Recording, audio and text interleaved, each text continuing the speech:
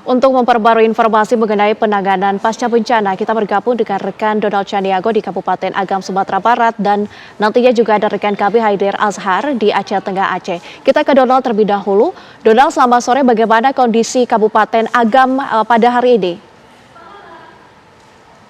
Nadira dan pemirsa, dari hari ini, mulai dari pagi hingga sore ini terpantau cuacanya cukup cerah, di mana sebelumnya beberapa 2 hari atau 3 hari yang lalu di kawasan Kabupaten Agam hampir seluruhnya rata dengan turunnya hujan dengan intensitas yang deras begitu, dan sehingga membuat kawasan di daerah Jorong Pasamaninjau itu terjadi banjir bandang susulan, di mana pada saat banjir bandang susulan sejumlah relawan ataupun sejumlah ASN yang berada di ruang lingkup Kabupaten Agam sedang melakukan upaya membantu pembersihan material-material banjir bandang yang berada di dalam rumah warga. Namun belum selesai melakukan upaya pembersihan, banjir bandang susulan itu terjadi sekitar pukul 14 lewat 15 menit pada sore kemarin, maksud kami.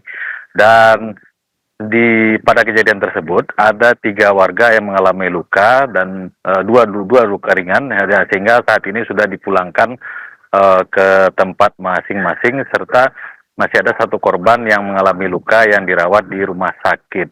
Dan saat ini di ruas jalan utama Bukit Tinggi dengan ibu Kabupaten Agam Lubuk Basung sudah diberlakukan sistem buka tutup, di mana ini dilakukan untuk mempercepat upaya pembersihan sisa material yang menutupi badan jalan ruas utama Bukit Tinggi Lubuk Basung ini, di mana hingga saat ini petugas masih melakukan upaya pembersihan material tersebut berupa bebatuan yang volumenya cukup besar, dan pemerintah setempat juga menghimbau agar ketika hujan yang turun di kawasan hulu dari Sungai Muaro Pisang di kawasan Pasamaninjau tersebut agar tidak melakukan perjalanan karena dikhawatirkan masih ada ancamannya banjir bandang susulan.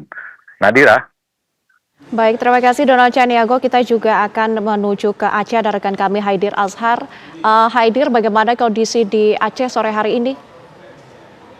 Nah, Nadila, bisa kita kabarkan kepada pemirsa bahwa setelah 1 bulan bencana banjir bandang dan tanah longsor di Kabupaten Aceh Tengah, hingga saat ini memang berangsur mulai pulih, di mana pertokoan sudah mulai dibuka di Jakarta. Namun yang perlu kami sampaikan kepada pemirsa bahwa di Kabupaten Aceh Tengah sampai hari ini masih ada 48 desa terisolir di 5 kecamatan. Ya, seperti di Kecamatan Ketol, Kecamatan Bintang, Kecamatan Usep Antara, dan Kecamatan Lingo. Di mana di kecamatan tersebut ada ribuan masyarakat hari ini masih belum bisa keluar dari wilayahnya masing-masing karena masih banyak jalan yang putus dan timbunan longsor.